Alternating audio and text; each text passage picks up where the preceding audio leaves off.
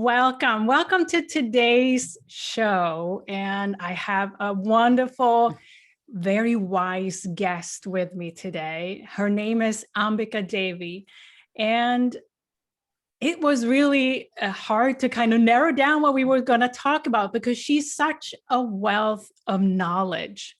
But today we're going to talk about meditation and that as a tool to taming the mind and also to discover the self. So welcome. First of all, before we dive into this episode today, I want to welcome you, Ambika, to our show. Thank you so much. It's such a pleasure to be here. And thank you to everybody listening and watching. Yes. And why don't we just jump right in? Are you okay with that? Absolutely. Go for it. Great. So I want to just introduce our listeners to who you are and what type of work you do today. Well, I am definitely eclectic. And aside from having a great passion for teaching everybody about meditation and giving them an experience so that they know that they're in the state of meditation, I'm also a writer and I've worked as a musician. So using the voice as a launch tool for meditation is of particular interest to me. I am a visual artist and I love to create my book covers and make jewelry. And I also paint and draw. And I am a huge lover of nature. And you can see the flowers behind me. Yes, wonderful. And I love experiencing people and helping them to find better health. In the past, I taught holistic health at the university level. And that led me into realizing that a passion of mine from when I was a teenager, which was astrology, played a really big part in health. A lot of people don't realize our Western medical system has strong roots in astrology. And I decided to let go of the physical touch work. I still do some energy work, although now not having anybody come into my house during the lockdown situation that the entire planet is in, I have moved more into talk and coaching. So I use an eclectic toolbox to assist and help people with many, many things to help them find greater health, better happiness, more and better communication skills, and wellness in a well-rounded way. And meditation is definitely the underpinning and strong point of all of it. Yes, no, thank you for that. And as everyone can hear, it was, where do we start with Ambika here? Explore her toolbox of creativity, beauty, and, connection with the earth, everything. So one thing that I'd love to hear your view on is meditation and what do you think and how it's actually relevant to the times we're living in, because meditation, as we know, is an ancient practice. But if we bring it to today, and how is it relevant to the times we're living in now? There are so many different queries I get that relate into the structure of meditation. For instance, quieting the mind, feeling more happy, feeling healthier, learning how to make better choices, whether it's in relationship or with health, what to eat, how to conduct the day. All of this can be made better and clearer through a meditation practice.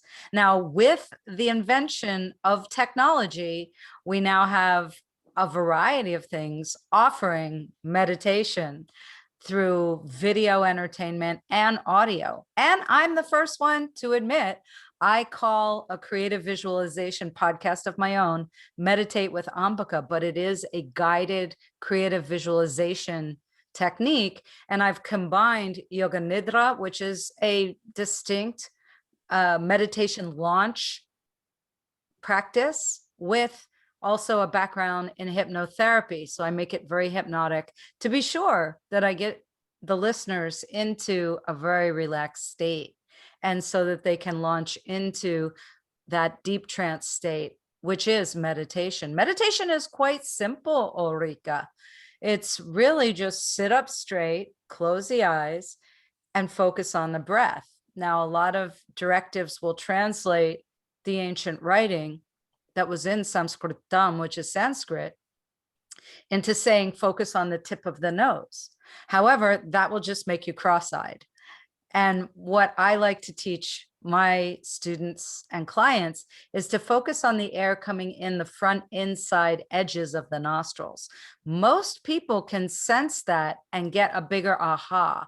I do get told by students different things pretty much on a weekly basis as to what clicks and gives them an aha. For instance, last week, one of my students said to me, I was listening to one of your guided meditations on your podcast, and it was for the Ajna chakra, which is the third eye.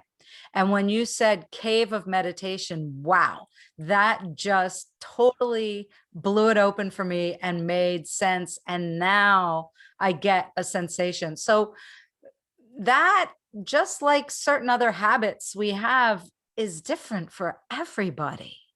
So I wish I could just say, magically wave a wand and say, here's what you need to meditate. But it's kind of like with sleep too, because sleep is very similar to meditation. Actually, Yoga Nidra was developed likely because yogis thought, wow, when we're in sleep, we get into this very, very deep state. And we call it deep sleep in Western terms and measurement. And could we get there while we're awake? So this is called Turiya, which is a particular state of kind of walking, moving in a trance, which is when we get ourselves in the likelihood of making the best decisions, because we're really not making the decisions. We're not really the doer at that point, which hopefully I'm not confusing anybody. No, thank you for walking us through that, because I know on this podcast and our audience are really, into meditation, but some of us may not have, the nuances. One thing that you said, Ambika, was one of the desires with meditation is to relax or calm the mind. Why is it so important? Well, we all have this sub-vocalization that we can think of them like mind waves. We know through even scientific measurement that the mind is firing and thoughts are coming through all the time, but we're only noticing a fraction of them. And often that fraction is a repetition. I call it a hamster wheel. It's like we're running around on a hamster wheel and the same information is coming through.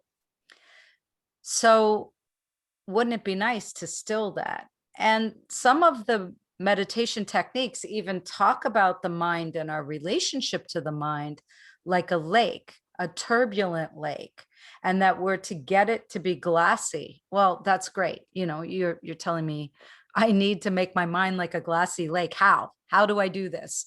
So it's my mission. I'm on a quest to find as many techniques that I can test out with people. And I know that they work and that they make people happy and they give them that sense of the glassy lake, so that they're not struggling like the glassy lake is actually on the other side of a wall and they can't get to it. Well, that's a great visual too, because when a glassy lake, if anyone has been at a glassy lake, it also comes with that calm within just by watching it, right? So that's a great visual. Now, if you don't mind, we're so curious about your journey. And can you give us a little bit of history of how you got to where you are now? And Absolutely. feel free to share anything that you feel is relevant to this, topic of meditation?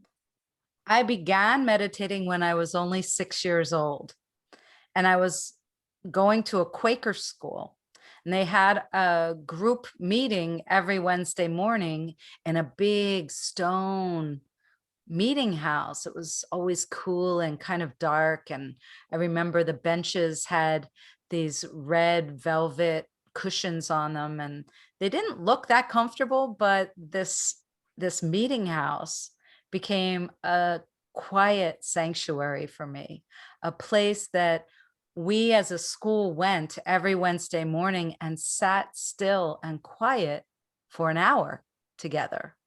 Now imagine 6-year-olds which were first graders all the way through sixth graders sitting quietly and enjoying it every week. It seems kind of wild, like how do you do that? But we all did, and it was peaceful. And think about it, Wednesday morning, if you're a school kid, is the middle of your week. We also sang on Tuesday mornings for an hour. So we did things together in the mornings that were different activities than homeroom. We did them as a group of 6 grades together. So that was my starting point. On a May Day, which is the 1st of May, we had a big celebration in a big grassy grove lined with huge evergreen trees. And this grove actually was discovered by William Penn. This was in Pennsylvania. And the school that I went to was on land that was his originally. And we would go down there and have big outdoor assemblies. Now, the school went all the way up to 12th grade. And on May Day, we had maypoles. And the first graders had little maypoles, and the 12th graders had a huge maypole. And it was a big deal because we all wore white and danced and did the proper maypole dance. And I remember training for this like in gym class.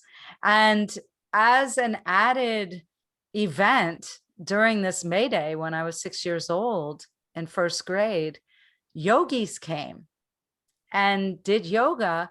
And they used to play a big Victrola. Those are old-fashioned record players. That's before 8-track tapes and CDs, everybody, way before MP3s. And it had a horn. So that's how this thing would make music. We didn't even have electronic speakers. Yes, I'm that old. And and they did yoga. They did kind of this flowing dance, like very slow moving yoga. And I turned to the little kid next to me and I said, I'm going to do that. And so there was a knowing back then. Soon after that, my mom began taking yoga classes with a disciple of Iyengar, another great yogi who had come to America from India. And she took me with her. And I remember the very first class. The classes were held in an old church, another old stone building. I miss that about Pennsylvania, the thick stone walls and the quiet of the buildings. And I remember after class, we laid still on our backs in a posture that's called Shavasana, which is translated as a corpse pose, because you're lying on your back and you're relaxing. You don't have your hands folded on your chest. They're by your sides and very, very comfortable. I remember just a sensation of floating. It was kind of dreamlike, but I knew where my body was. And I loved it. And I just said to my mom, I want to keep doing this. So she kept taking me. And then when I was a teenager, I took my first yoga teacher training. Back then, you could do it at 17. I think it might be a little older now, maybe 18 in states, because the legislation has changed. And later, I went on for more and more, and ultimately a master's degree in yoga. And I've been researching meditation and the power of primordial sound ever since, as a part of PhD research. Oh, wow. That's quite a journey and deep knowledge by now on this topic. So that's wonderful to hear. And what would you say, if you look back on your journey with meditation and yoga and all the different practices that you've brought into your toolbox, what would be one of the, or couple of really great experiences that have come out of this journey for you personally?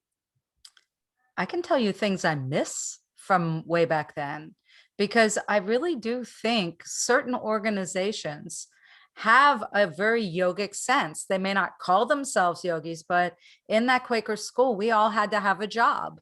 We all had to clean something. Maybe it was lunch dishes or toilets or the art room. And we sang together, we meditated together. It was kind of an ashram sensibility, and it created a beautiful community. I Mm. think the separatism that we're all experiencing now is brutal on our psyches. I think we want to be in these communities and supporting each other, and many of us are trying to figure out how.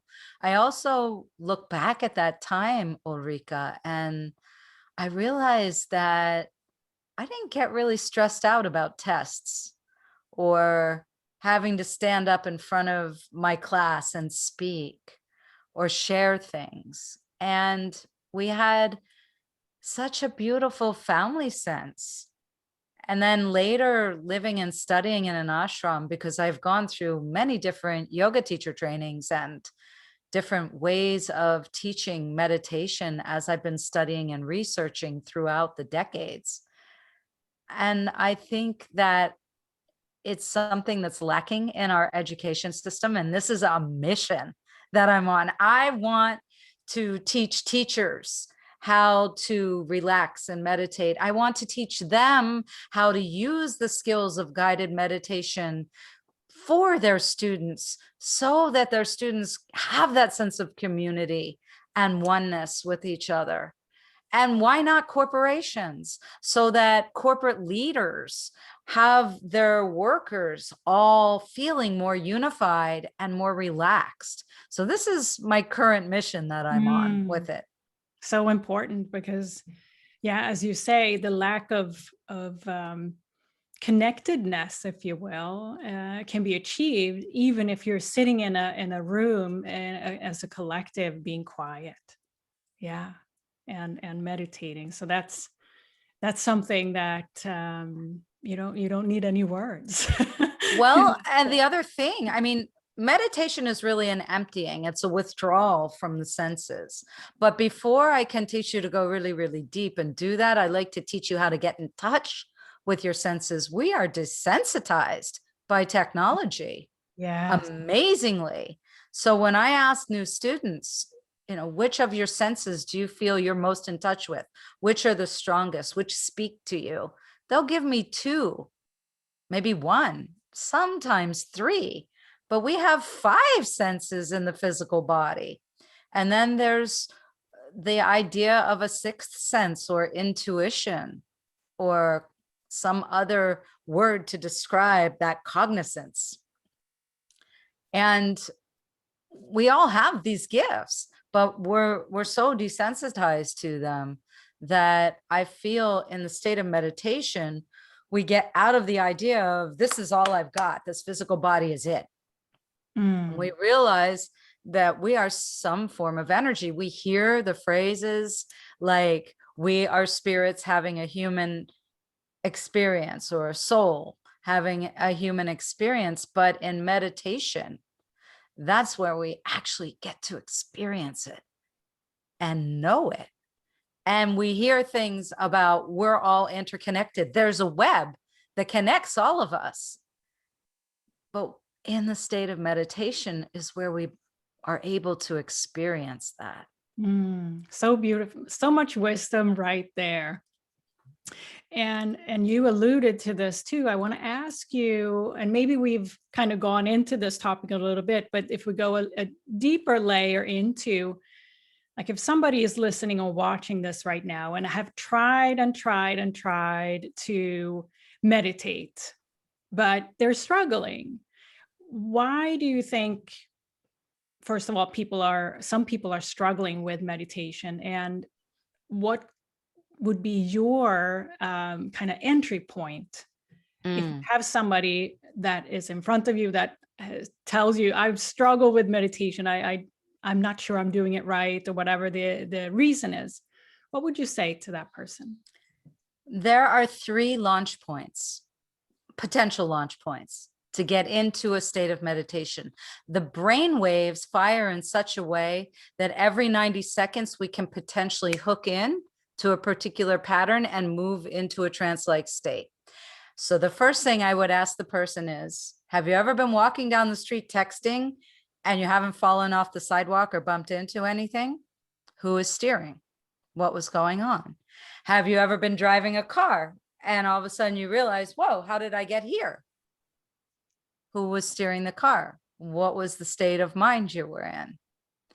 Have you ever been doing participating in a sport or an art project that just draws you in, and time goes by and all of a sudden you kind of come into a realization and you think, I haven't had a drink of water, or I need to pee, and how long? And you look at the clock and hours have gone by and you're just consumed. It could happen when you're cleaning. It could happen when you're cooking. Any activity. So physical activity potentially can do this. And we know this because we've seen athletes interviewed after they've performed in a game or a performance. I think of ice skaters often, because how the heck do they do that? On little blades and spinning around and jumping around. And then the commentator comes afterward, puts the mic in their face and says, how did that feel? How about that one turn? And they're still trying to come back. I know if you've ever watched ice skaters, you've seen this. That's because they were in what people call the zone. Well, the zone is the meditative state. So I've explored things like drawing techniques for meditation and movement techniques, of course, but I have found that sound, using your own voice, works much quicker and is more effective. Then there is the mind entertainment, watching particular patterns on YouTube videos or listening to particular frequencies and watching or just using sounds and frequencies. These can do it. Yoga Nidra style or hypnosis recordings where we're being talked down, getting deeper, relaxing. So this is the second style, which I call mind entertainment, which is fine because we've got to quiet it down sometimes. So everybody use what works. Just be safe. Don't listen to meditation recordings while you're driving, and certainly not while you're walking, because you don't want to fall off the sidewalk. And then the easiest directions, which seem to be the most challenging, which is sit up straight, close the eyes, and focus on the breath. Once you find the meditative state and you have a full body experience of it, then it's easier to revisit. This is the part of us that's a little child that really wants to know, what does it feel like? What's the sensation? How do I know I'm there? But if you try these different techniques, one is surely going to take you there. And then you can try again, and then you can try something else. And eventually, after you've learned how to get into the meditative state, you can start practicing seated. I find when people try to start with gazing at a candle flame or a dot on the wall or just sitting on a meditation cushion and forcing, no, just like yoga postures, these need to be comfortable. So yes, we do see a lot of performance happening in social media where people are getting into these pretzel-y shapes. That's great. They're flexible. Good. But yoga is more like an animal awakening from a nap. If you've had a cat or a dog or even a horse and you've watched them get up from sleeping and the way they stretch and move, they're just listening to their bodies and they're letting their true nature move them. Yeah. I love, Ambika, that you're, correlating meditation with the full body experience, because so many believe that meditation is all up in the head, but it's not. No. And I love that you brought that up, that it is a body experience. Now, if I may ask, in terms of all the different techniques and experiences you have had on your journey, what is one practice that you've for yourself that you is your go-to? Okay. Daily practice. So bathing, cleaning the body first, because if your mouth is not clean, if your insides haven't evacuated, you won't be comfortable being still. So you've got to honor that you've got to clean inside and out, have some water, take a shower or bath. And then I practice some chanting.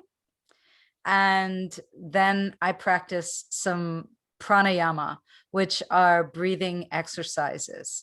And I do quite a lot of pranayama.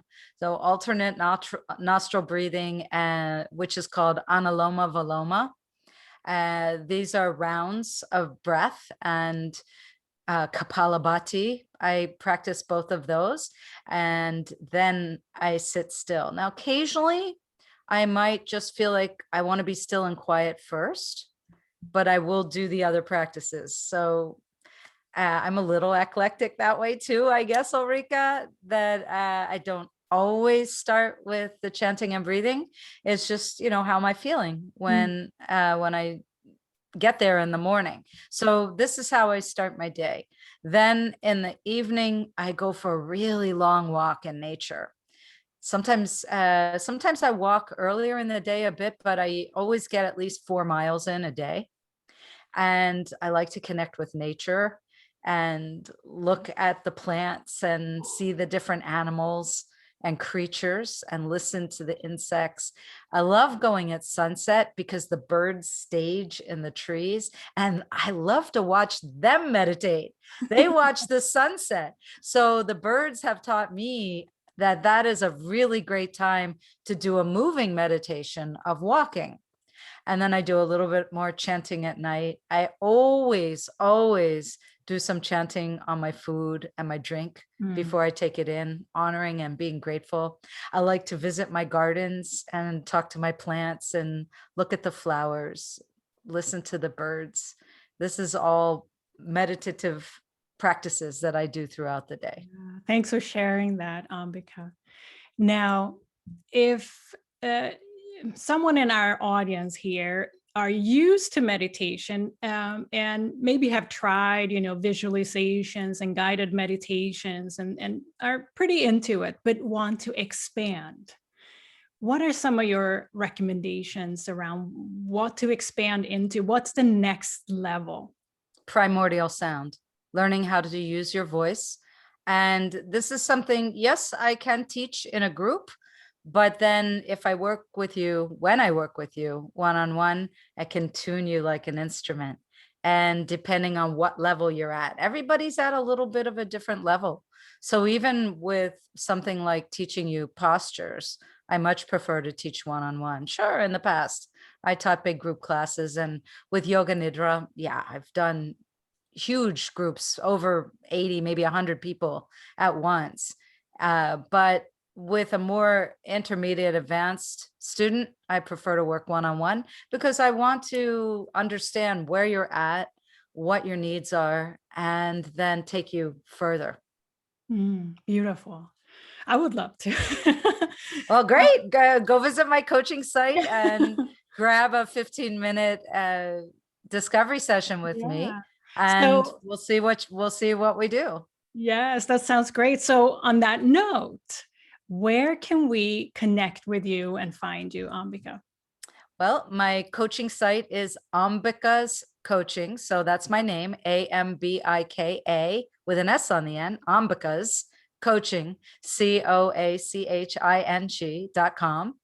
You can see more about me at my name, ambikadevi.com, which is AMBIKADEVI.com. And at my coaching site, I also have a course to help people sleep. Because another thing I notice, Ulrika, is people try guided meditation and they fall asleep, and then they get frustrated and they wake up and they think, well, I wasn't meditating, I was sleeping. And maybe they were in a group class and they know they were sleeping because people said to them, You are snoring.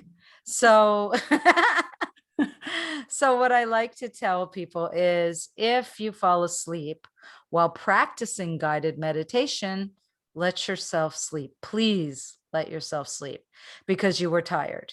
And this is taking you near that brainwave. But what's happening is when you get there, the body goes, oh, finally, I can relax and go to sleep.